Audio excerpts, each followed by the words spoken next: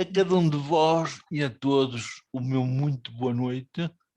Hoje, mais uma vez, temos Vocações e Missões, um programa dedicado a revelar pessoas que abraçaram uma missão, uma vocação, e é o caso da irmã Isabel Souza, que, além de missionária da Boa Nova, é enfermeira. Ela está-nos a falar de Ramalde, e já está connosco. Boa noite, Isabel. Olá, boa noite, Américo.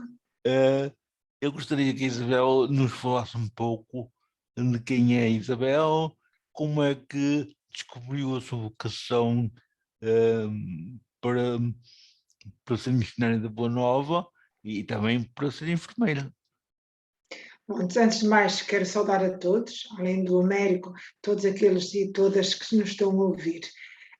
Como já foi dito, sou Isabel, sou natural de Felgueiras, tenho 46 anos, sou missionária da Boa Nova há 23 anos e enfermeira há 24.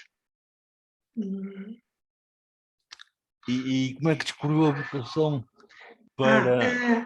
A vocação foi assim algo na adolescência. Eu na adolescência tinha já o desejo de mudar o mundo. E, sobretudo, mudar o mundo das crianças.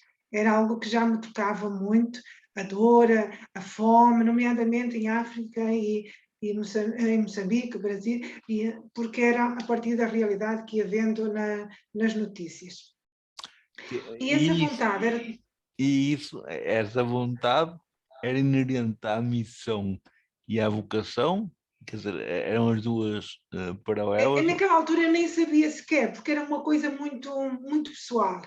Eu Sim. sentia essa inquietação, que nem sabia explicar, e eu lembro que pelos 13 anos eu até fiz uma promessa com Deus, dizendo assim, se eu conseguir entrar numa universidade, fazer um curso universitário, eu vou para a África trabalhar.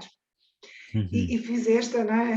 Porque sempre já naquela sensação de que poderia não chegar à universidade, porque era preciso ter médias altas, nesse sentido.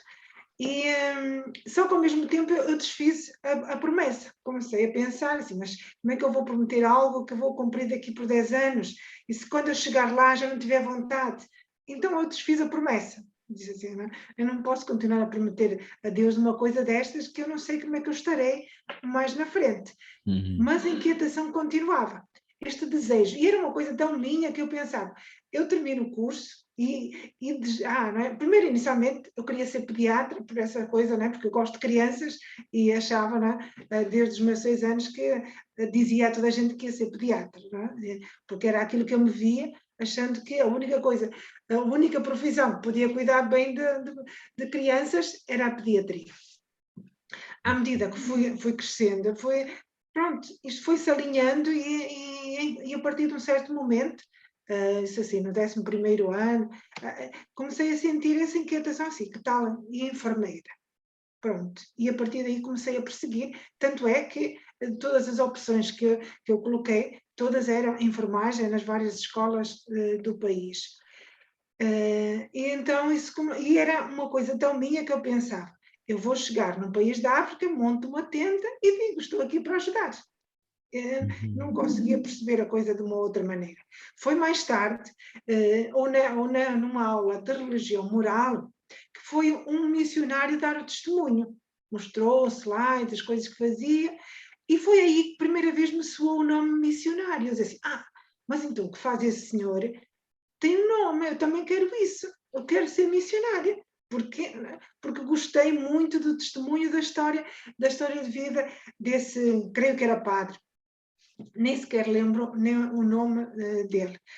E continuei a dizer isso só no grupo de amigos, de que, pronto, o que eu quero ser é missionária, porque achava aquilo de uma aventura, de uma grandeza. Disse isso mais tarde, né, mais tarde, assim, aos 18 anos, ao pároco. E ele começou a dizer assim, não, mas o que tu queres ser é religiosa, isso não se faz assim, isso tem que ter dentro de um instituto. Eu vou começar a apresentar pessoas, e lá em Felgueiras existe as Irmãs Vicentinas. E o padre até me disse assim, olha, vou-te apresentar às Vicentinas, que tu começas a frequentar a casa delas, a conhecê-las, e elas vão-te acompanhar. E assim, também. Mas ao mesmo tempo era algo que assim, não, mas eu não me vejo nas Vicentinas, até porque essa história da mesma roupa todos os dias me assustava naquela altura. Assim, não é? Pronto, mas eu também não queria ser indelicada com o padre Asmires e disse-lhe que sim. Disse que sim, mas ao mesmo tempo eu tinha uma outra barreira que era a família, porque eu disse isso à minha mãe e a minha mãe entrou num desespero, que assim, mas eu vou ter uma filha para morrer, porque era pensar, ir para a África é o mesmo que morrer. Lá na paróquia tinha trabalhado durante muitos anos um sacerdote que foi para Timor na missão, né?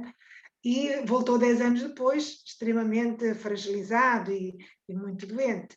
Então, era essa a ideia da minha mãe, né? E ter uma filha missionária seria uma filha que eu vou perder. E isso também me assustava. Assim, mas isto aqui está confuso, né? Por um lado, eu sinto a vontade, eu quero muito ajudar, e eu só me via ajudar em África, mas por outro lado, eu queria que os meus pais quisessem também e que gostassem e acompanhassem e não sofressem com este meu querer. Tinha uma imagem de Nossa Senhora de Fátima lá no quarto e eu, olhando para a imagem, numa das noites, dizia lá, oh Nossa Senhora, dá lá um jeito, porque se isto é para levar para a frente, mas que seja, né, entendido por toda a família, que isto não seja um sofrimento, né? Para eu ajudar tanta gente, eu vou causar dor e sofrimento nos meus pais. E deixei a coisa correr, e apenas ia conversando com o meu parco, dizendo sempre a ele, isto é segredo entre nós, porque eu não sei como é que eu vou abordar o assunto com os meus pais. Terminado o secundário, pronto, me candidatei para a enfermagem e entrei no Porto. Pronto. Depois era necessário um quarto, né? Como toda a gente, né? que vem da aldeia, precisa depois de um quarto na cidade.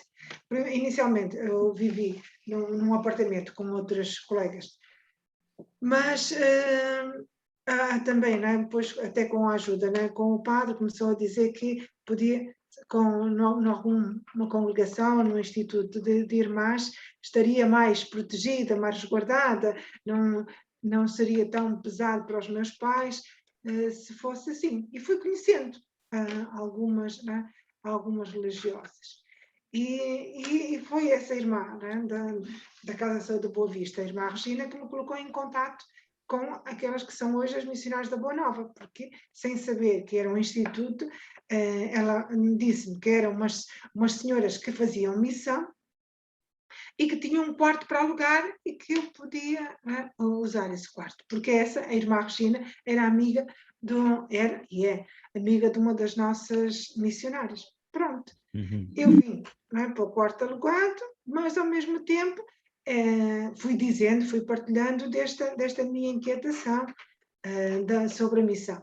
Pronto, e as histórias que elas iam contando, as dificuldades, tudo aquilo me enchia a tal ponto que eu comecei a pensar assim, não, mas acho que é aqui, não é? O meu lugar é aqui, né? Neste projeto, eu sinto afinidade com isso. Comecei a ser acompanhada por um sacerdote, né? Que até, né, filho lá da terra, né? Que é o Sr. Dom João Miranda, e nisso fui conhecendo também outros. Conheci uma comuniana num encontro que havia em Fátima, que eram as jornadas missionárias, que naquela altura era uma semana, as jornadas missionárias, e durante algum tempo fui visitando a irmã Isabel, também Isabel. As jornadas missionárias eram aquelas que continham em agosto, não era? Que até vinham do estrangeiro, pessoas de África para cá, não era? Não compreendi.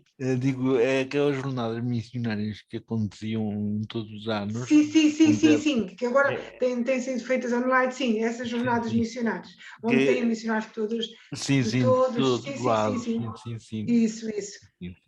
E foi aí que eu conheci essa comboniana, né? E comecei a perceber que existe muitas formas, não é, de gente que no fundo faz o mesmo. Não é?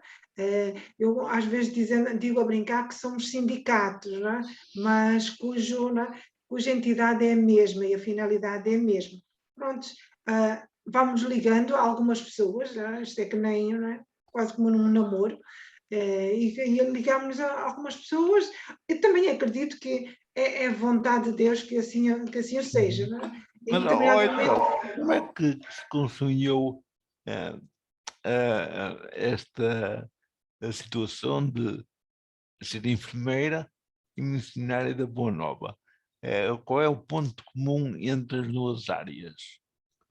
Então, as missionárias da Boa Nova nascem nos anos 60 para a promoção da mulher africana, ligadas aos missionários da Boa Nova. Os missionários da Boa Nova são, por assim dizer, os pais das missionárias da Boa Nova. É pela necessidade que vem em África de ter, né, missionárias que trabalhem mais próximo com a mulher, dada a importância, né, e que a relação da vida, da sociedade, está muito no papel da mulher.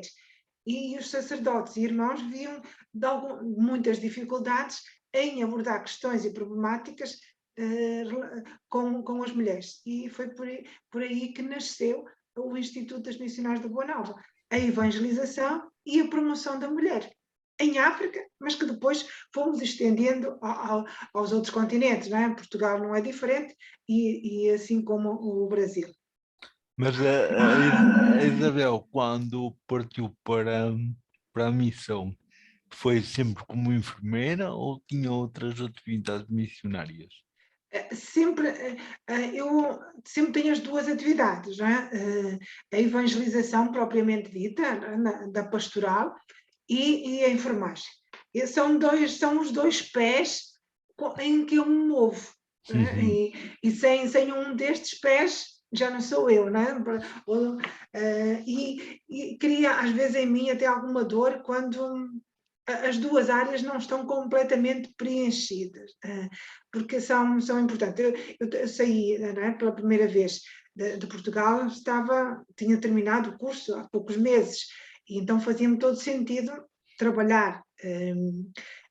E aconteceu alguma barreira, porque era a questão de chegar ao Brasil e não tinha equivalência, tinha que proceder à equivalência do curso. E isso criou alguns constrangimentos. Mas, paralelamente a isso, eu fui fazendo enfermagem, porque, por exemplo, no Brasil encontrei uma pastoral que era a pastoral da criança, onde o que faz essa pastoral é capacitar pessoas, nomeadamente as mulheres, para serem líderes de famílias no cuidado aos filhos e à gestante. E isso é feito, não é, por capacitações na paróquia, onde, né, mensalmente essas líderes vão à paróquia, fazem 2 dias de formação, onde se também tiram dúvidas, e depois voltam às suas comunidades. E nisso logo entrei na parte da formação, para a formação dessas líderes. E é fácil fazer-se essa formação?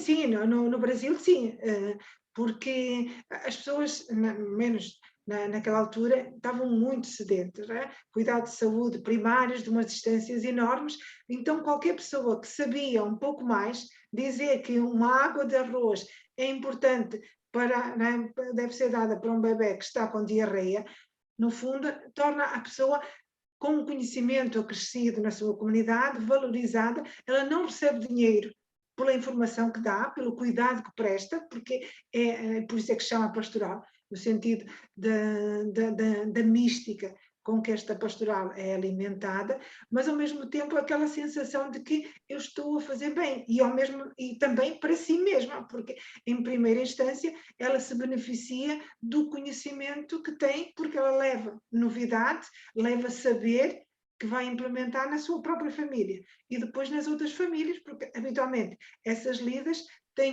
cuidam de 4, 5, 10 famílias que têm filhos menores de 6 anos. A Isabel esteve em África e no Brasil ou esteve só no Brasil?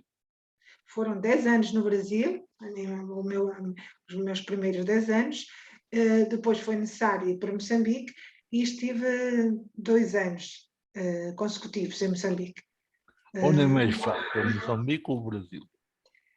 Foram realidades completamente distintas e das duas foi para mim a enorme surpresa. Eu fui para o Brasil conhecendo o Brasil das telenovelas e achava que era isso que eu ia viver, não é? De cidade. Cheguei num ambiente completamente rural, então era muito, muito diferente daquilo que eu imaginava, com muitas dificuldades, uma igreja muito aberta, onde essa situação das dinâmicas das comunidades, na ausência de sacerdote, e como as pessoas celebram, e a ligação de rezar a vida nessas comunidades. Cheguei a Moçambique achando que ia encontrar uma realidade semelhante ao do Brasil. Sim, e foi algo extremamente doloroso, no sentido que assim, as condições, se encontrei a situação precária e de grandes dificuldades no Brasil, muito, muito maiores em Moçambique. Em termos de condições de saúde muito, muito inferiores àquelas que eu vi, né, e vivi, como que eu vivi no Brasil. Até porque havia guerra e Já violência. não tinha guerra, não é? Mas a situação de fome é tamanha, não é? E não havendo nenhuma retaguarda em termos de apoios sociais, no Brasil já tinha, não é? Já existia o apoio para os formados, para as pessoas com algumas com invalidez. Em Moçambique, não. Ou a pessoa ou tem filhos ou não tem sequer sobrevivência quando não é capaz de fazer a sua machamba, como assim chamam lá as terras. Pois, Depois mas tinha a não... grande barreira da língua, porque sendo um país que fala de língua portuguesa, mas o povo que não vai à escola não fala português, porque em casa se fala as línguas maternas, nomeadamente no norte onde eu estive, o Macua. Essa foi uma das grandes barreiras, que é a pessoa chega num local, numa comunidade, e tem uma enorme dificuldade porque consegue conversar em português com meia dúzia de pessoas. Eu lembro que da primeira vez que eu fui apresentada ao grupo de jovens, e tinha um jovem a traduzir, porque nem todos os jovens, sobretudo as meninas, porque as meninas dificilmente ali naquele contexto iam à escola secundária, terminavam pela escola primária, não dominavam português, ou pouco sabiam, mas não conseguiam sequer expressar-se em português. E quando eu disse que podiam fazer de mim uma amiga, podiam conversar as coisas, e alguém diz assim, mas como é que vamos fazer amizade se você não fala a nossa língua, não é? Como é que se faz confidências a alguém se levando-se um tradutor? Sim, efetivamente é algo que é impensável, porque essa foi uma das dificuldades, pronto, que vai-se aos poucos ultrapassando à medida que a pessoa vai conhecendo e aprendendo a língua do povo onde está a trabalhar. E o povo é extremamente paciente connosco e nos espera. E habitualmente há sempre, eu depois procurava que nas traduções, quando estava com mulheres, ter uma mulher a traduzir, se estivesse num ambiente mais de todos ou de homens, eram homens a traduzir, porque naquele contexto havia pouca gente a falar português. Mas, ó, Isabel, eu creio que para quem exerce medicina, indo de Portugal para Moçambique, no Brasil também um pouco, se for no interior, mas em Moçambique sobretudo, há uma grande frustração, uma grande ansiedade, uma grande angústia, porque as técnicas que vocês têm cá, medicamentos, formas de tratar os doentes, lá nem sempre existem. Pronto, há falta de muita coisa, não é? Sim, sim, sim. É passar num outro nível. Eu saí daqui de Portugal, sendo enfermeira num hospital, em Moçambique, o hospital era distante e a missão, porque ainda vivemos nesse regime de missão, tem ao lado da igreja há um posto de saúde. E nesse posto de saúde tinha um socorrista, onde se faz primeiros socorros. E então, faça isso, era ter quase nada para fazer, para trabalhar, e muitas das vezes era levar a pessoa ao hospital, porque ali não tinha recursos. E houve até algumas vezes que eu fiquei com alguma inquietação, que assim, mas eu venho para aqui para ser motorista quase de ambulância, para levar pessoas, porque eu não tenho recursos, aqui não há recursos. E foi aí que eu comecei a pensar assim, eu tenho que me voltar para a educação, para a saúde, e para fazer algo que eu possa, né, responder aqui. E me voltei por uma das questões, que era a desnutrição de crianças, sobretudo órfãos. Porque Até porque os cuidados primários em Moçambique são muito primários, são muito sim, fora a rígidos, né? campanha de vacinação, Sim, sim. é quase inexistente. Primeiro porque as pessoas não vão 5, 6, 7, 10 quilómetros a um centro de saúde para pesar um filho, para fazer a avaliação, e porque isso também demora horas e horas para as consultas. Dá-se prioridade aos que estão doentes. Né? A consulta de vigilância em saúde não é, por assim dizer, não é primária. Depois são as longas distâncias, porque não tem um centro de saúde próximo da residência. As pessoas deslocam-se a pé, na melhor das hipóteses, de bicicleta. E isso faz com que não vão, as pessoas não vão. Então, ali sim, iam no sentido, porque também é nessa esperança que alguém vai fazer alguma coisa. Ir muitas das vezes a um hospital onde eu sei que eu até vou, faço uma consulta, mas que a farmácia desse centro de saúde ou do hospital não tem a medicação que o médico prescreveu, é no outro dia ir voltar a lá para fazer uma consulta, não pela consulta, mas na esperança de encontrar medicação, porque as pessoas depois também não conseguem comprar.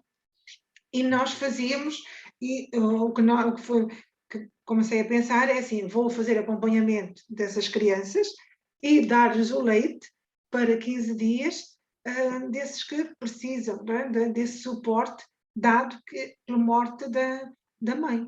E assim aconteceu.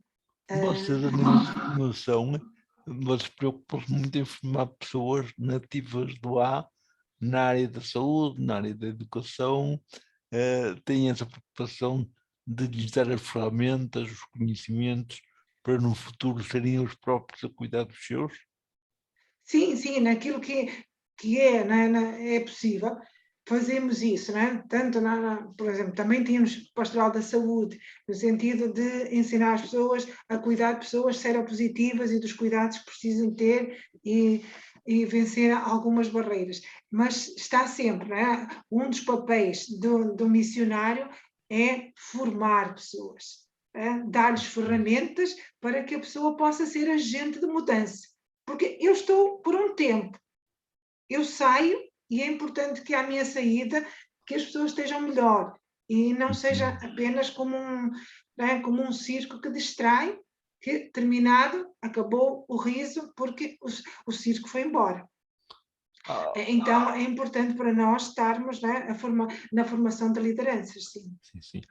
Isabel, eu creio que no meio disto tudo, a parte mais difícil, além de ser a de lidar com a realidade, é depois deixar para trás a realidade, regressar, ir para outras realidades, ou seja, no fundo, a vontade do missionário era continuar a trabalhar cada vez mais no projeto para ele ganhar mais forma, para crescer mais, só que isso não é de todo possível, há que dar vez a outros que estão menos cansados, precisam de mudar também de ambientes.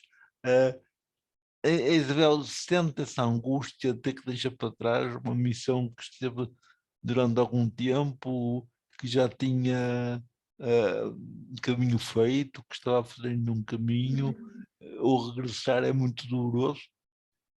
Sim, sem dúvida. Sim. Eu fui para Moçambique com 35 anos, depois de uma experiência de 10 de Brasil, e então foi assim um momento grande. E ao mesmo tempo eu acreditava que era para ficar ali 50 anos. Então foi fazer um caminho realmente, foram 2 anos onde eu fui desbravando, até porque encontrei uma comunidade muito tanto nas condições de saúde e educação, quanto nas condições de pastoral, muito fragilizado. Não havia sequer padre nessa paróquia atribuído, porque havendo tão poucos sacerdotes, o bispo achou que, estando lá nós, podia dar prioridade dos poucos sacerdotes que tinha em outras comunidades, outras paróquias. As pessoas que nos estão a ouvir, sobretudo os mais jovens, e os seus pais estão a dizer: Uhum. Deus me livre de enveredar por este caminho, porque eu não era capaz de estar dias e até semanas sem comunicar com os meus pais, com os meus filhos, com os meus avós, com os meus irmãos, porque vocês muitas vezes têm que estar muito tempo sem acesso à internet, sem acesso Pois, aos agora as telefones. coisas já se tornam muito mais fáceis, não é? Mas eu sou do tempo das cartas, Nas onde cartas, vai exatamente. carta e volta carta. Sim, E sim. hoje até tenho alguma saudade de receber e de escrever algumas cartas, não é? O e-mail veio facilitar muito. Em Moçambique, o telemóvel era telefone fixo, porque ele tinha que estar pendurado num gancho lá numa parede, porque era só essa parte da casa que apanhava rede, era muito escassa a rede. Então fazia, e depois também caro, não havia ainda esta modalidade agora com mais facilidade de comunicar. Então tudo era muito pensado, muito gerido, tanto do lado de cá, né, da família, quanto meu. Isso não significa falta de amor às pessoas e nem falta de querermos. Das coisas que nos perguntam muito, pelo menos a mim, a cada vez que eu vou, que eu parto em missão, partir no sentido, não é, fora de Portugal, é perguntar assim: mas não vai sentir saudade? Sim, mas é lógico que sim, não é? E saudade é daquelas coisas de um sentimento que há dias que a gente chora de dor, que a gente está assim, está em todo lado e parece que não está bem em lado nenhum, há aquele desconforto enorme, é verdade. Agora, se por conta de eu não sentir essa saudade, eu não vou cuidar daqueles a quem Deus me confia, estarei, né, a resguardar-me, e eu não creio que a nossa vida seja para se resguardar a esse ponto. Sim, Né? sim. A nossa vida é para nos doarmos. Eu não me fiz pelas mãos próprias. Né? Se me fizesse, seria um outro ser.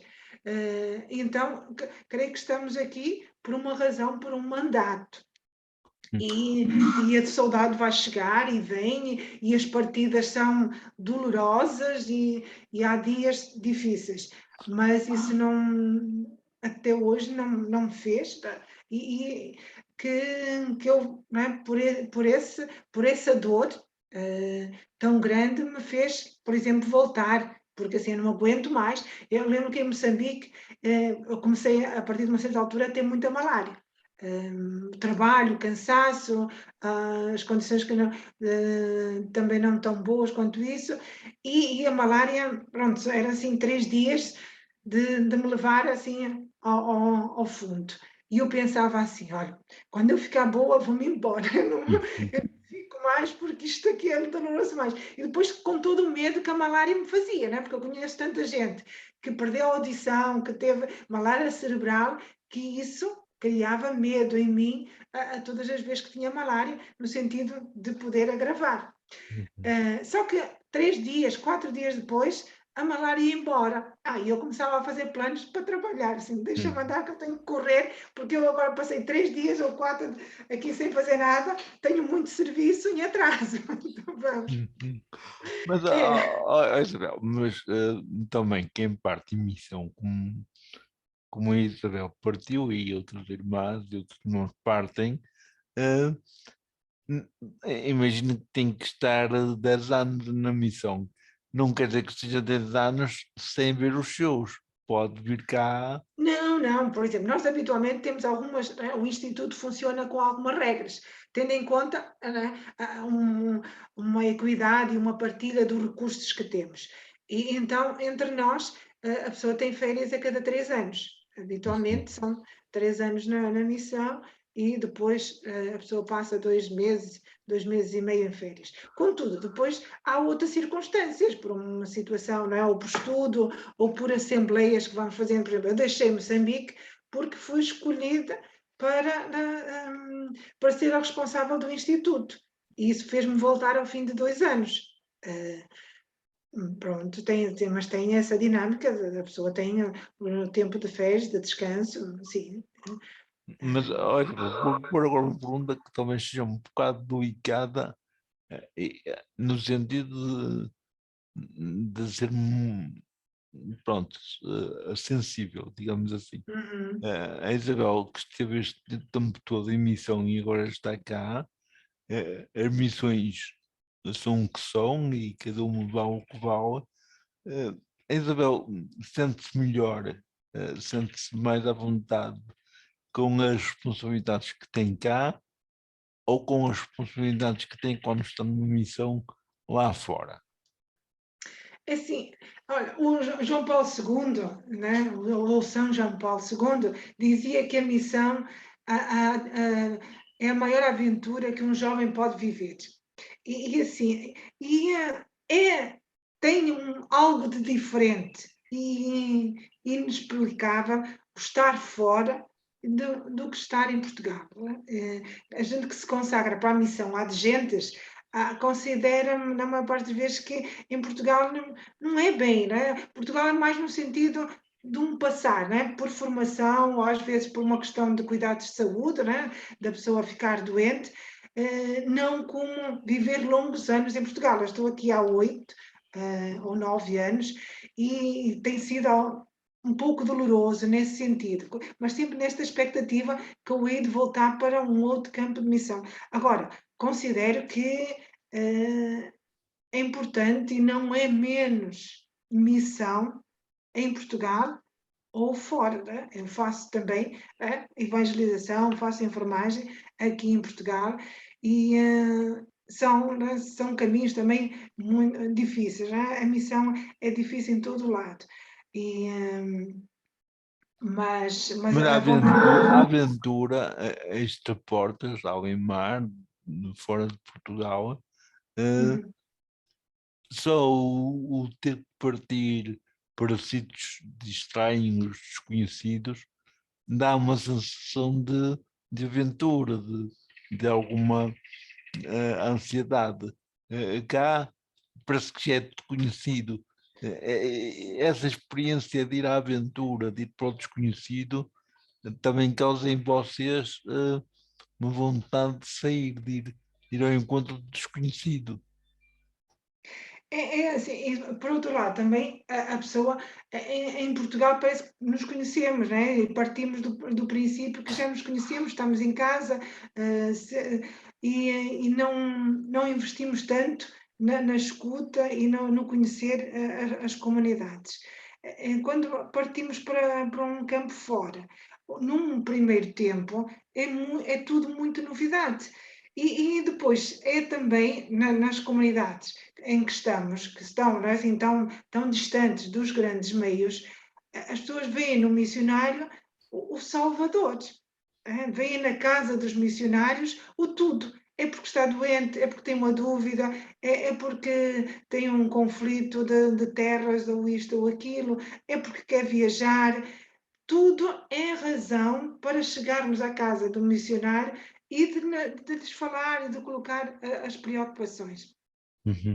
Então, faz a pessoa sentir-se muito mais preenchida, porque se por um lado até a pessoa não tem horas, nem descanso, porque as pessoas não anunciam, e quem tem preocupações e quem tem dificuldades correm em busca das soluções, mas por outro lado é aquela sensação de que eu estou no lugar certo, porque realmente há muitas, as pessoas precisam de mim, né? Dependem de mim para serem felizes.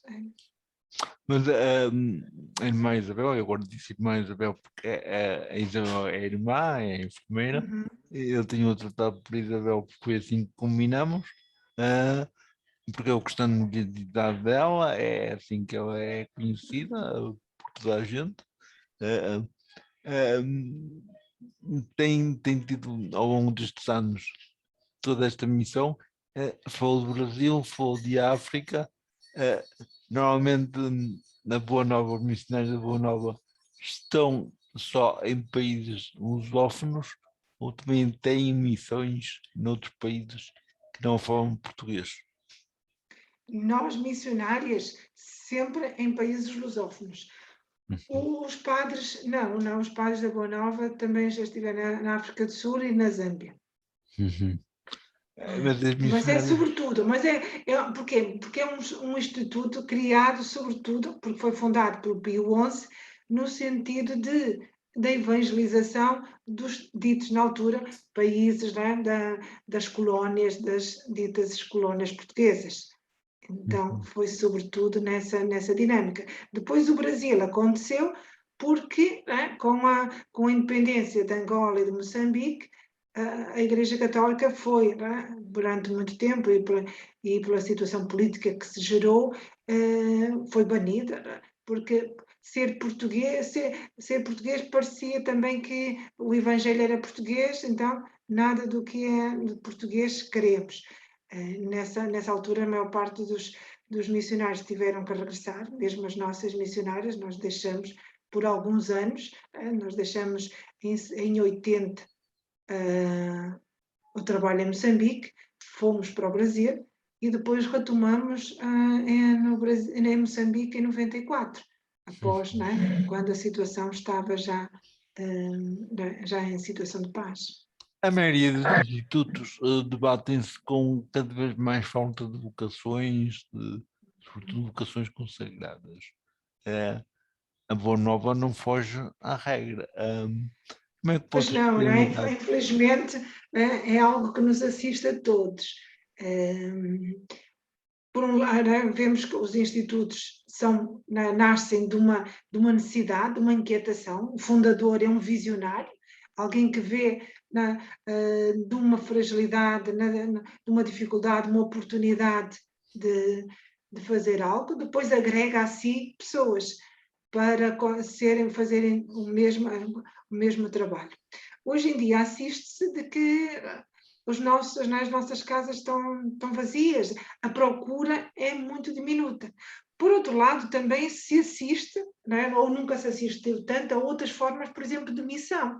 No caso, né, dos leigos, de pessoas que fazem por um mês, por um ano, às vezes até em casal. Creio que também, por outro lado, foi nascendo outra forma de missão. Na Boa Nova isso acontece. Há missionários leigos. Sim. Tem também um terceiro ramo, que é os leigos Boa Nova. E são pessoas que, por um tempo, um ano, 2 ou 3, quer seja grupos, ou seja, pessoas na condição de solteiros, ou até de casal, aconteceu, ainda já não faz muito tempo, um jovem casal, recém-casado, que esteve um ano em Moçambique. E normalmente estas experiências mudam a vida dessas pessoas, porque elas vão com uma perspectiva de vida completamente diferente, porque o Ocidente tem tudo e não tem o essencial. Chegam a estes países que não têm tudo, mas o essencial não falta, e é um revés na vida deles.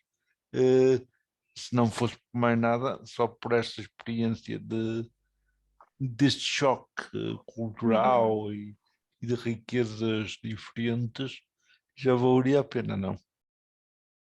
Sim. O descalçar-se, né? A pessoa deixar o abrir o horizonte, né? Porque o outro, o confrontar com o diferente, e depois o enriquecermos-nos, porque não tenhamos dúvida que a pessoa, por muito que tenha que dar, né? E damos o tudo que temos e que somos, mas a pessoa recebe imenso, porque cada comunidade é de uma riqueza, cada povo é de uma sabedoria extrema. Eu conheço já grandes saberes de pessoas que foram me ensinando imenso. Por isso, nisso é uma riqueza enorme. Depois o partilharmos e o passarmos de um saber teórico, de um saber de algo, de uma estrutura, onde temos toda uma estrutura já feita, onde somos parte, né, de uma instituição, e para começarmos algo que é o novo. Né? Assim, olha, eu tenho uma noção disto, eu tenho noção daquilo, já vi isto, eu já vi aquilo, acho que aqui podemos fazer algo que isto vai nos beneficiar, vai beneficiar a comunidade. E por isso acho que, assim, ainda que seja um mês que a pessoa vai, mas mas não volta à mesma pessoa. É uma riqueza enorme essa troca, a troca de experiências. Já te aconteceu, ao longo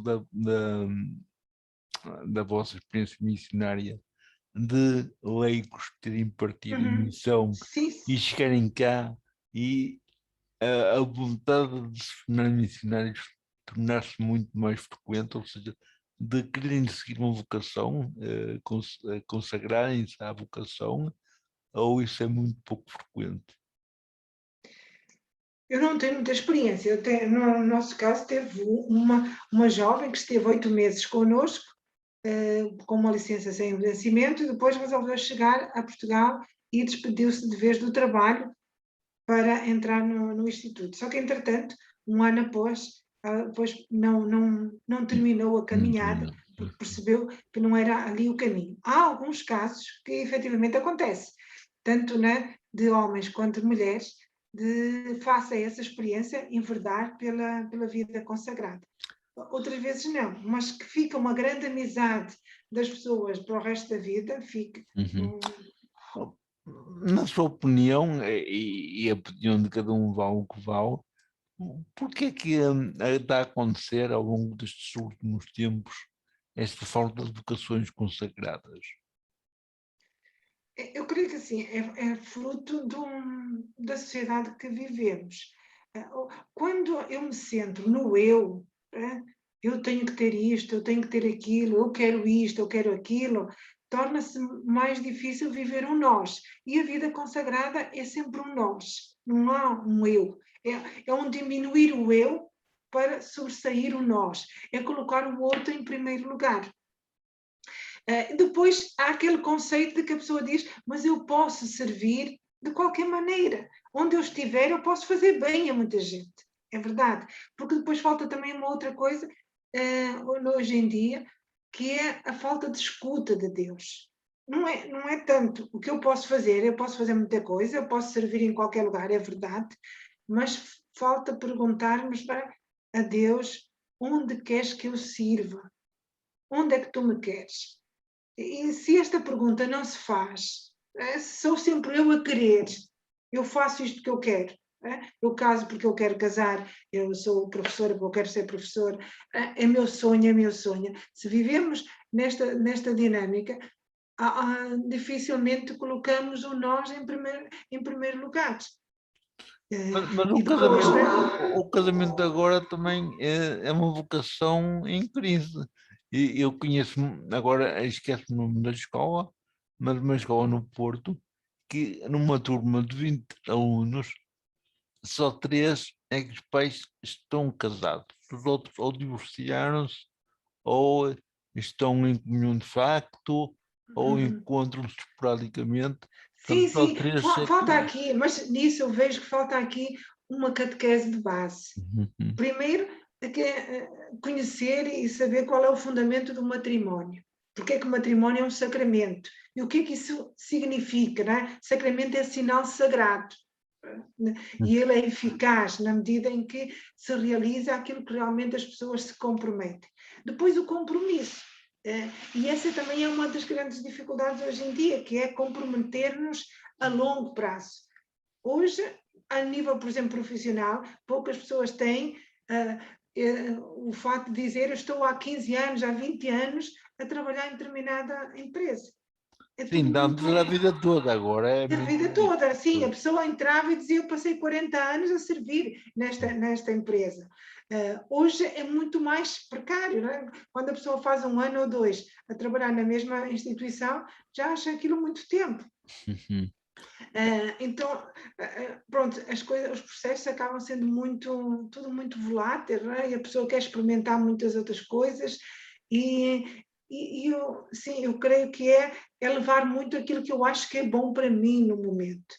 Estamos num tempo onde que eu acho, e muita autossuficiência, né? Cada um de nós hoje, com a internet, não precisa de perguntar a muita gente.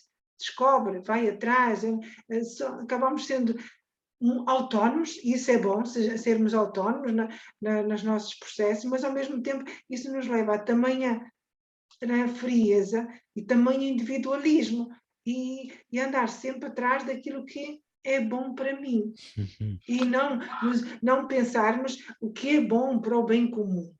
É bom para o bem comum que eu esteja aqui ou que eu esteja ali?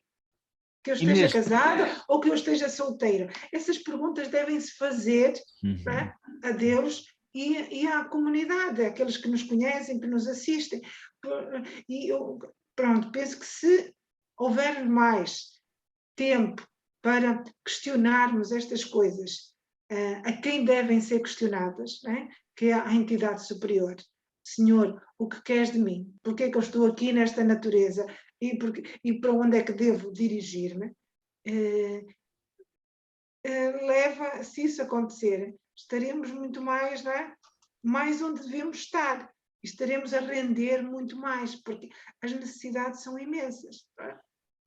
Eu agora tinha aqui duas perguntas distintas, mas que são paralelas e que se intercruzam, que é o seguinte: no caso dos missionários da Boa Nova, do vosso instituto, o que é que tem sido feito para cativarem novas vocações? E o que é que a Igreja, em geral, na sua opinião, deveria fazer para que esta sequência, este caminhar para a falta de vocações cada vez mais acentuada, retroceda? Ou seja, o que é que falta à Igreja fazer para que os jovens e os menos jovens redescubram o valor do compromisso, o valor da atitude de estar ao serviço do outro, de sair de si, de pensar no nós e não no eu só. O que é que nós, enquanto igreja, e vocês, enquanto instituto, poderíamos fazer para mudar um bocado o rumo dos acontecimentos? Pronto, nós, enquanto instituto, vamos à escala que vivemos, nas comunidades onde estamos, nos grupos em que trabalhamos a dimensão vocacional. E depois também nas redes sociais, mas nós temos alguma dificuldade, enquanto missionários da Boa Nova, de nos publicitarmos e de mostrarmos até o trabalho que fazemos ao nível, temos o Facebook e o site, mas vamos colocando pouco material e dando a conhecer pouco de nós. Depois, nas semanas missionárias que vamos fazendo, que falamos das nossas experiências. Depois são os contactos tu a tu, no sentido de que questionarmos a pessoa: já pensaste em ser missionária? Queres ser? Vamos fazendo algum acompanhamento com as pessoas que no momento dizem sim. Pronto. Como igreja, eu penso que a grande questão em igreja é que nós vendemos mal, Nós temos como evangelizadores, nós somos mal do marketing. E então vendemos mal Jesus Cristo. Nós vendemos um Cristo que é tudo de dor e de sofrimento, e as pessoas hoje não. Um Cristo assim não apaixona as pessoas. Então, de nós passarmos um Cristo amigo, companheiro de caminhada, de luta, que faz vida na vida das pessoas. E acabamos estando muito, pronto, fechados e passando pouco, esta razão, este motor que nos faz viver, que é a pessoa de Jesus Cristo. Acho que temos que dar mais a conhecer o Cristo para que outras pessoas possam fazer a experiência. Não é possível, a pessoa que ninguém lhe fale de Cristo, que ele possa conhecer Cristo. Porque Cristo não é uma ideia, não é um conhecimento que se tem pela internet. Eu quero saber sobre Cristo, eu vou estudar uma coisa. Eu posso estudar, mas o facto de eu estudar a biografia de Jesus Cristo não me leva, se calhar, a apaixonar por essa pessoa. Tenho que fazer a experiência do Cristo. E fazer a experiência do Cristo implica alguma pessoa que me ajude, que me oriente. Ou eu tenho uma família que vive nisso e que ensina a pessoa a fazer, né, esse caminho, né, mergulhado em Jesus Cristo, ou então terei que ter um professor, um amigo, um colega, um catequista, às vezes um desconhecido, né, com quem eu me cruzo no comboio, no metro ou em qualquer circunstância da vida, ou um colega de trabalho, a quem eu começo a falar que a minha razão de viver é o Cristo. E as pessoas depois vão começar a interpelar, mas porquê que tu ainda estás nessa? Porquê que tu... mas isso já não é ultrapassado? E com isso começa-se a desconstruir algumas coisas e ajudar a pessoa a fazer esse caminho, porque tem que se beber do Cristo para efetivamente o conhecer e ao conhecê-lo, querer conhecê-lo mais e depois dá-lo a conhecer às outras pessoas. Uhum. Mas esta ideia de Cristo sofredor, de Cristo pregado na cruz, de Cristo redentor a partir da cruz, é uma, é como a Isabel disse, é uma imagem que não cai bem nos jovens. Eh, por outro lado, a Igreja também teima em não escutar os jovens. Eu estou a entrar numa fase delicada da nossa conversa, que é eh, avaliarmos um bocado aquilo que tem sido o comportamento da Igreja velha, decadente, entre aspas, porque a Igreja está realmente a envelhecer-se por culpa própria. Não se abrir à escuta dos mais novos, não se abrir à novidade que o mais novo tem para trazer à Igreja. Parece que temos medo de perder aquilo que é nosso, que nunca é nosso, mas que queremos que seja nosso, para passar para aqueles que vêm mais novos com as suas riquezas, com as suas novidades. Parece que nós não queremos que os novos cheguem com ideias novas. Queríamos que eles chegassem, mas que assumissem aquilo que já é a Igreja. Não têm essa noção de que nós fechamos a porta, quando digo nós, a maioria da Igreja, claro. Há novidade, ao que o jovem traz de novo a esta Igreja que está faminta de novidade também. Sim, as duas coisas, né, se conjugam.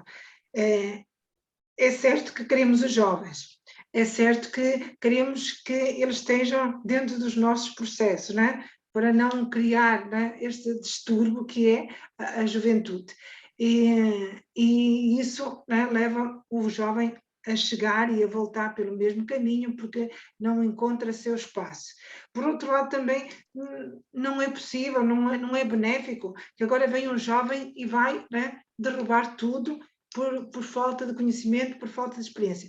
Eu creio que é necessário estarmos bem alinhados. Nós mais velhos escutar os jovens, que os jovens também tenham alguma paciência e a capacidade de aprender com os mais velhos. Eu creio que sim, que são estes dois, né? Estes dois elos que têm que estar assim bem vincados.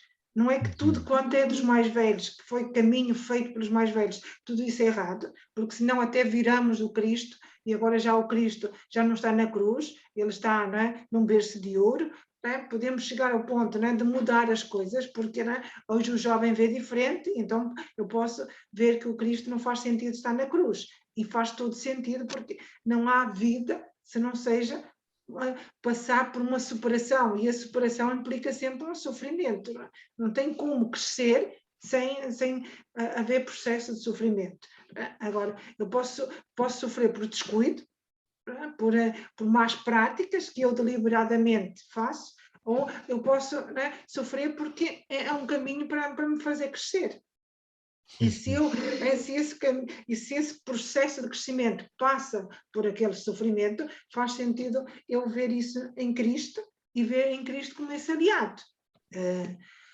Agora, que o jovem, que há sempre esta questão, não é, destes mundos que se cruzam, e às vezes algumas dificuldades. Eu lembro que, pronto, a gente quando se torna, não é, responsável de comunidade, torna-se a pessoa muito chata, não é? Que era, lá no Brasil me acontecia dos jovens pedir-me o teclado para ir para a rua fazer encontros de evangelização na rua.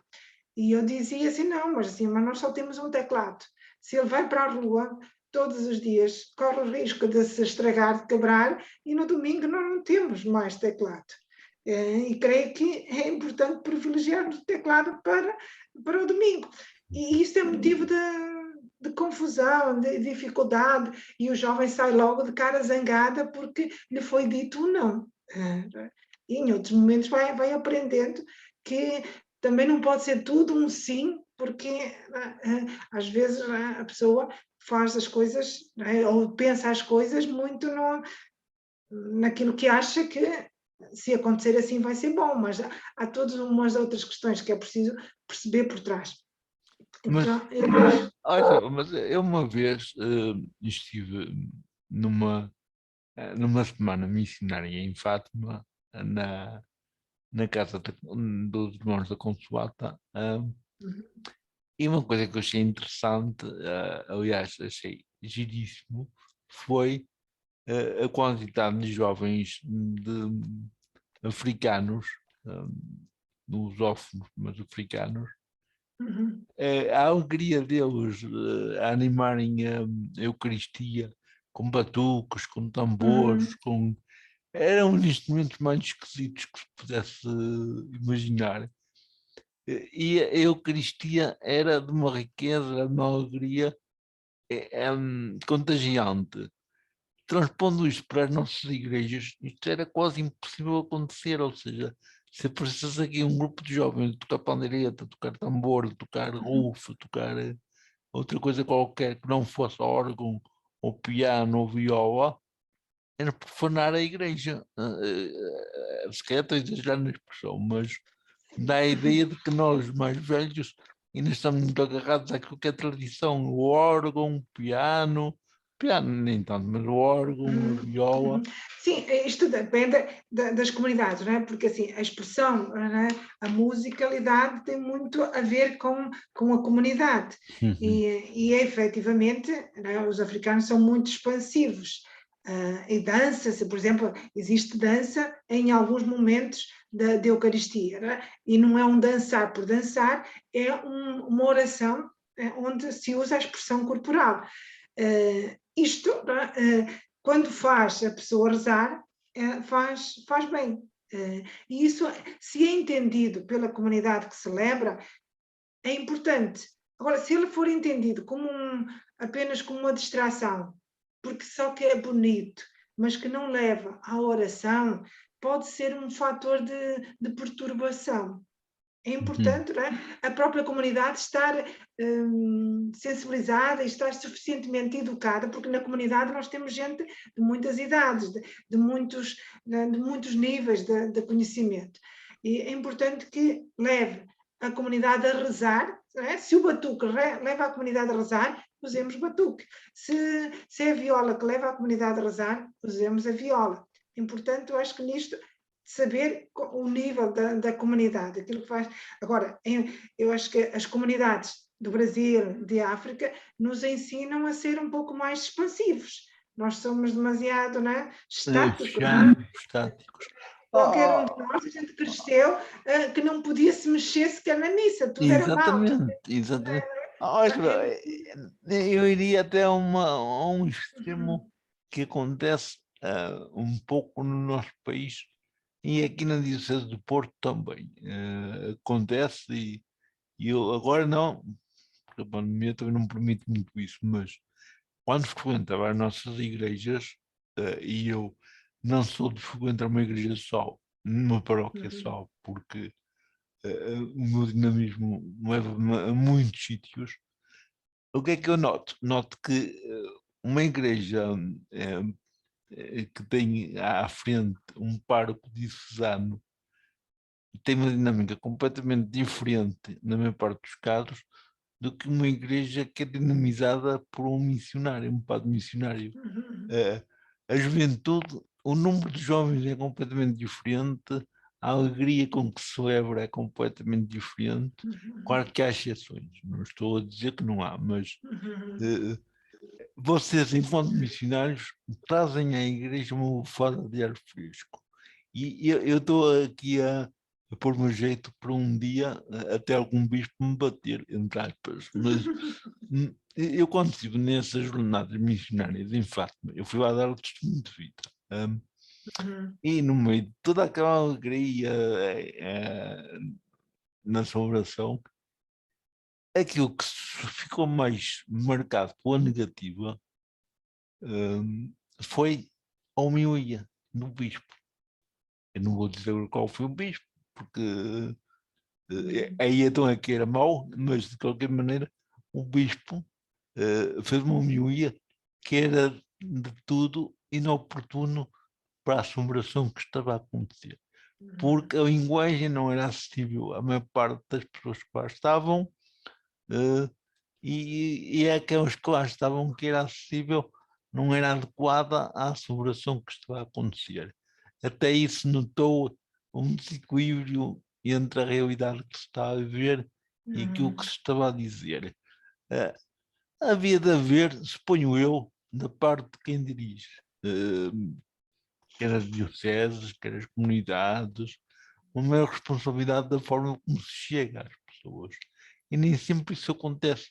As homilias, muitas vezes, não são um lugar de evangelização, de aprofundamento, de conhecimento do Evangelho, da Bíblia.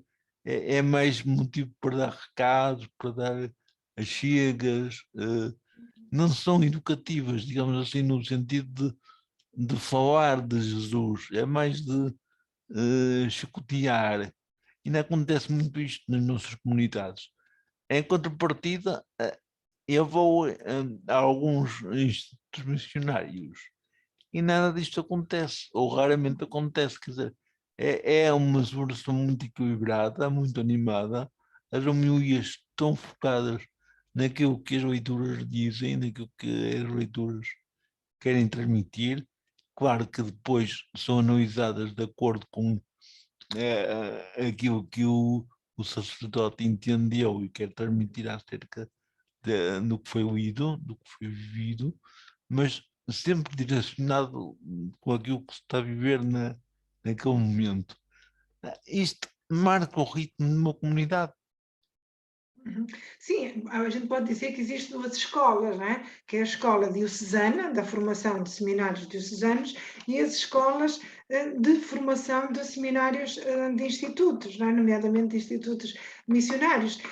Bebe de alguns, não é? Até porque um instituto missionário não identifica um país, porque assim, são pessoas que trabalham em realidades diferentes por si só, são pessoas muito, muito, acabam sendo diferentes porque convivem entre eles, um está no Ghana, o outro está no Afeganistão, isso tudo faz que, culturalmente, as pessoas bebem, os irmãos entre si bebem tudo isto e depois tudo isto é passado. E como a pessoa vive em outros contextos, onde as celebrações, por exemplo, não têm hora para acabar, está-se a cingir a 50 minutos ou a 60, como acontece aqui, na maior parte das celebrações em Portugal. Parece pouco, não é? Sim, mas por outro lado sabemos que aqui em Portugal, fora algumas exceções, as pessoas também não querem mais que 60 minutos de Eucaristia. Ninguém está 2 horas para uma Eucaristia, a menos que seja alguma celebração dita especial. Sim, sim, sim.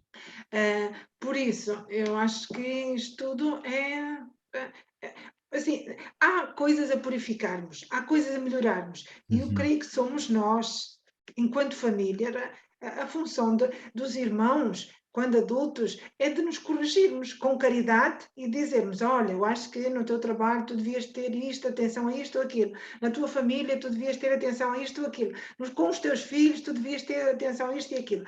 Também cabe a nós dizermos a um sacerdote, olha, o senhor se calhar devia ter mais atenção na homilia porque não foi muito feliz, devia ter, se calhar, não dando tantos recados, porque as pessoas que precisam desses recados não são as que estão lá, Pois não. Mas eu também já o fiz, não é? Eu já fiz imensas celebrações da palavra. E também tenho esse pecado, que é usar, não é, da palavra, né, dessa possibilidade de estarmos à frente de uma assembleia e estarmos a dar recados por quem lá não está, não é? E a pessoa diz assim, mas será que eu tenho que ser o porta-voz para chegar ao outro? Não é? Eu é que estou aqui, não é? E não precisava de levar com o recado daquele que está ausente. Erradamente e muitas vezes no cansaço, vamos fazendo isto, vamos dando recados a quem não é, não é? Porque a pessoa que eu devo ouvir, eu devo chegar junto da pessoa e dizer, olha, não é? A situação é esta e é para aquela pessoa. E efetivamente é triste. Quando fazemos isso numa assembleia, pode ser no intuito assim, que estes vão ser, não é, multiplicadores de informação, mas há formas de o dizer, isso é verdade. E nesse sentido precisamos de nos ajudar, porque assim, também é verdade que o padre faz a comunidade, mas a comunidade faz o padre. E isto é uma grande responsabilidade. Cada comunidade deve tomar consciência que tem na sua responsabilidade um sacerdote, uma comunidade religiosa, a quem deve cuidar e a quem deve corrigir na caridade. Somos Sempre na responsáveis caridade. disso. Por isso, assim, se nós temos um sacerdote assim ou assado, nós também devemos nos perguntar o que é que eu faço, o que é que eu já fiz para mudar, para ajudar este sacerdote a melhorar-se e a crescer. Às vezes falamos entre nós, individualmente, mas dificilmente criamos um grupo de 2 ou 3 pessoas e dizemos vamos marcar uma hora com o sacerdote para lhe dar algumas ideias, dar-lhe a opinião daquilo que é o nosso descontentamento. Porque a comunidade é que faz o sacerdote.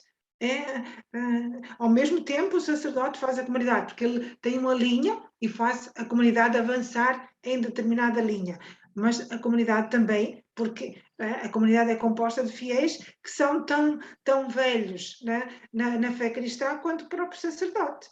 Às vezes há pessoas que são mais velhos na fé cristã que o próprio sacerdote, então têm toda a autoridade e a legitimidade de chegar junto do sacerdote e ir dizendo coisas. Eu lembro, por exemplo, em Moçambique, eu cheguei lá e eu conhecia quase nada do que era o catecumenato, porque eu conheço de Portugal catequese de infância, para quem já é batizado, chegar num contexto onde as pessoas fazem catecumenato para se batizarem adultas, foi uma aprendizagem, foi todo um começo, e os ritos que eles faziam, e as celebrações dos ritos e tudo isso, e eu dizia muitas vezes, mas eu não sei, como é que eu faço se eu não sei, eu estou aqui ainda a aprender. E havia um animador de comunidade que dizia assim, olha irmã, a gente aprende a nadar nadando. Pronto, então.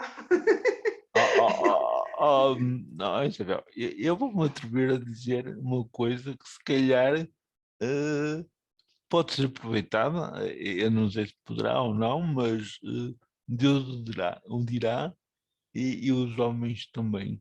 Hum, a nossa conversa de hoje teve aspectos que podem contribuir muito para o enriquecimento do caminho sinodal que estamos a fazer. Deixar a Isabel deixou aqui alguns contributos, algumas opiniões, algumas achegas, e eu se calhar algumas perguntas provocadoras que fiz, e eu digo sempre que muitas das perguntas que faço não são aquelas que eu creio, portanto, são aquelas que eu ouço à minha volta, embora muitas delas tenham a ver comigo. Se calhar algumas questões que aqui foram postas, algumas respostas que foram dadas, poderão ajudar a que o nosso tempo sinodal seja enriquecido. A Isabel tem esperança que em Portugal este caminho sinodal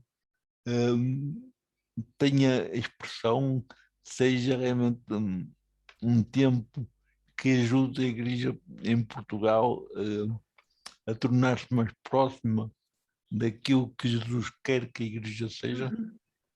Ora, assim, esta é uma proposta, é o desafio do nosso pai maior, que é o Papa, né? Isto foi, há dioceses que já fizeram, né? Viseu já fez um sínodo, Lisboa também, há dioceses que vão fazendo os seus sínodos. Este nós estamos porque foi o Papa que convocou toda a Igreja para viver o Sínodo. É uma das grandes expressões da Igreja, em que o Papa quer ouvir, quer consultar todo o povo de Deus sobre as questões do povo de Deus e da Igreja. É um caminho grande que temos pela frente. É um caminho que nos avalia onde estamos, o que precisamos e que caminhos devemos traçar. Tendo em conta que o mais importante não é o que eu penso, não é o que eu quero. Eu quero que a minha igreja seja assim, seja quadrada. Aí o Américo diz, não, eu quero que para mim a igreja deve ser redonda. Não é o que eu quero. Este caminho de sinodalidade só faz sentido não coloquemos o que cada um de nós quer, mas a leitura que cada um de nós faz a partir de um discernimento no espírito para o bem comum. Creio que é importante para o bem comum que troquemos esta lâmpada, mas não é porque vai ficar bonito no meu querer, porque o meu querer não vai fazer crescer, né? Aquilo que eu acho não vai fazer crescer Jesus Cristo, e que seja animado pelo Espírito Santo, que cada um de nós entre em oração e que a maioria, e que nós, né, nós os dois e a maioria das pessoas que estão a ouvir serão consultadas, né, dentro deste processo sinodal com questões que vêm da Diocese, que vêm da Vigaria, que depois serão, né, trabalhadas e compiladas e enviadas à Conferência Episcopal, depois da Conferência Episcopal para Roma, que cada um de nós se coloque em oração e com muita responsabilidade a respeito perante o Cristo.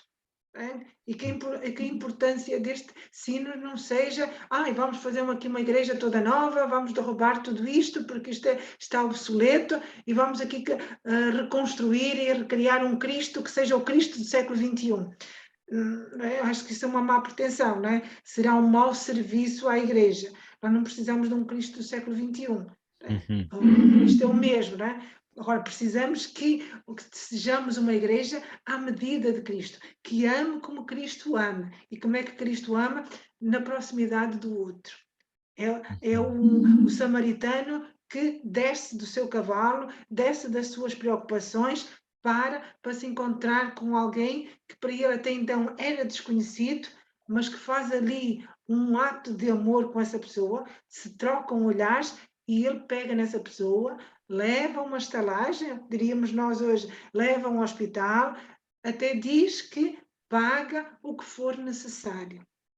Se compromete com essa pessoa que minutos antes nem sabia que existia. Eu acho que é deste Cristo que nós estamos com fome, que a humanidade tem fome. Não é tanto das pregações, né? E os livros e as pregações são importantes, mas desta experiência, de deixar a nossa correria para encontrarmos com o idoso, com a criança, com a pessoa que está com uma deficiência, a pessoa que está à beira do poço, a pessoa que está desiludida de amores, a pessoa que está perdida, e dizer assim, eu tenho tempo para ti. Neste momento, tu és a minha ocupação. Quero ajudar-te. Nós vivemos num tempo onde parece que só estamos bem a correr. E como só estamos bem a correr, sentimos-nos bem a dizer, eu não tenho tempo. Eu queria fazer isto, eu queria dar mais tempo, eu queria olhar para as pessoas, mas eu não tenho tempo. Sim, o tempo não é nosso. Nós somos administradores do tempo de Deus. E eu creio que este sino vai nos ajudar a amadurecer neste caminho. Não é? Primeiro em caminho, e o caminho não é só meu, não é? Estamos nós, não é? Muita gente anda no caminho e muita gente de situações diferentes, de idades diferentes, de conhecimentos diferentes, de processos de vida e de amadurecimento da fé em estadios diferentes. Isto é uma esta nossa conversa ia nos levar até 2023, até o final do tempo sinodal. Não vamos ter a oportunidade de tanto, como é óbvio, mas eu queria dizer-lhe que valeu muito a pena, na minha opinião, esta nossa conversa, Mas para terminar, não queria deixar de o fazer sem lhe pedir que nos indicasse, porque muita coisa ficaria sempre por dizer, onde é que vocês podem ser consultados, qual é o vosso site, Uhum, onde é que vocês estão situados, se alguém vos quiser conhecer melhor, quiser fazer uhum, uma experiência de conhecer como vocês vivem, de trocar impressões uhum. convosco, como é que isso pode acontecer? América, agradeço, não é, esta oportunidade de o fazer. Então, nós estamos presencialmente em 3 continentes, estamos no Porto, Avenida Doutor Antunes Guimarães, estamos no Brasil, no Maranhão, e em Moçambique e Maputo. Temos um Facebook, basta colocar Missionários da Boa Nova, e aí tem a nossa história e tem os contatos, os endereços de e-mail que posso, mas desde já posso também dizer que é missionarias.boanova@netcap.pt. E estamos disponíveis para quem quer, não é? Uhum. Tomar um café connosco, tomar um chá connosco, começamos uma conversa. Uhum.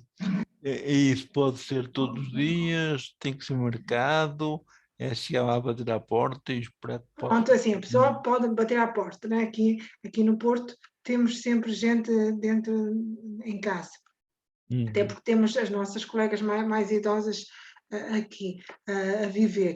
Mas é importante, não é? Primeiro, não é? Nos dias de hoje, para a pessoa também não estar, não é? A gastar-se muito, mandar um e-mail ou então telefonar para, pronto, agendarmos. Já agora qual é o vosso telefone? Tenho fixo, né? O 226182595, ou pode ser o meu também pessoal, que eu uso, que é de serviço, é o 964-809-891. Uhum. E já agora, não se esqueçam, foi a irmã Isabel Souza que esteve connosco, é uma jovem ainda, eh, que seja um exemplo para que outras pessoas possam despir-se de preconceitos e de medos e queiram experimentar, e o experimentar não é obrigatoriamente ter que ser, ter que seguir, é experimentar para ver se é o caminho para cada um, e experimentar viver um caminho de consagração, uma preparação, fazer uma espécie de discernimento para ver o que é que querem para a sua vida. Num tempo em que tanta gente não sabe o que há de fazer do tempo e da sua vida, por que não fazer esta experiência de se retirar deste mundo tão atribulado, tão rebuliço, e fazer a experiência de Deus na intimidade de uma casa religiosa, de um convento, de um grupo de irmãos ou de irmãs que dedicam a sua vida e o seu tempo a ajudar na comunidade, ajudar os outros. E eu realmente sinto-me muito agradecido por toda esta disponibilidade da irmã Isabel. Agradeço imenso a sua presença, esperando realmente que toda a sua disponibilidade dê alguns frutos em prol do reino de Deus. Obrigado, irmã Isabel, um bem-aja por tudo, e cá estaremos para, se um dia for necessário, trazermos boas novidades acerca da Boa Nova. Tá bom. Eu agradeço imenso a América Azevedo esta oportunidade, a conversa. Já o conhecia dos testemunhos, não nesta vertente, enquanto entrevistador e comunicador. E também lhe desejo muito sucesso e acredito que isto é um chamado de Deus que lhe colocou esta responsabilidade de fazer este trabalho. Então também lhe desejo maiores felicidades.